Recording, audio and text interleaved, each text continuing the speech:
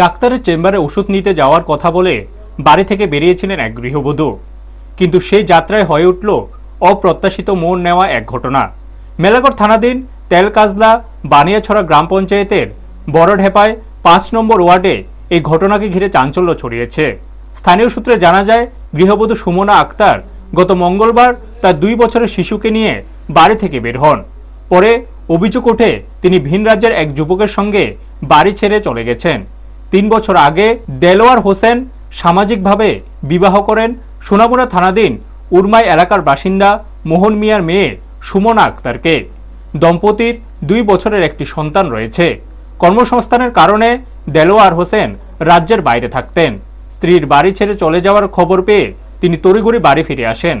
ঘটনার পর মেলাগড় থানায় একটি অভিযোগ করা হয়েছে। স্বামী দেলোয়ার হোসেন সাংবাদিকদের সামনে আবেগাপ্লুত হয়ে সন্তানের খোঁজ চেয়ে আবেদন জানান। তবে পুরো বিষয়টি নিয়ে পুলিশ তদন্ত শুরু করেছে বলে জানা গেছে। ব্যুরো রিপোর্ট, নিউজ তৎকাল 24।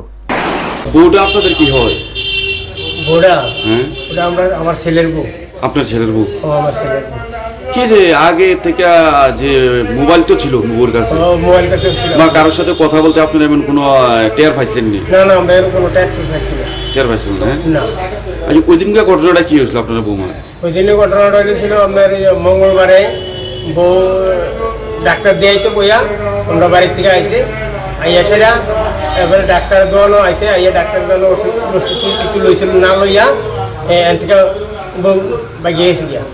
এরপর আমরা 10 জানা দেখে ফোন করছি আর দিই মোবাইল সুইচ অফ। এই সময় বেলা 1টা বাজে, মোবাইল সুইচ অফ কইতে আছে।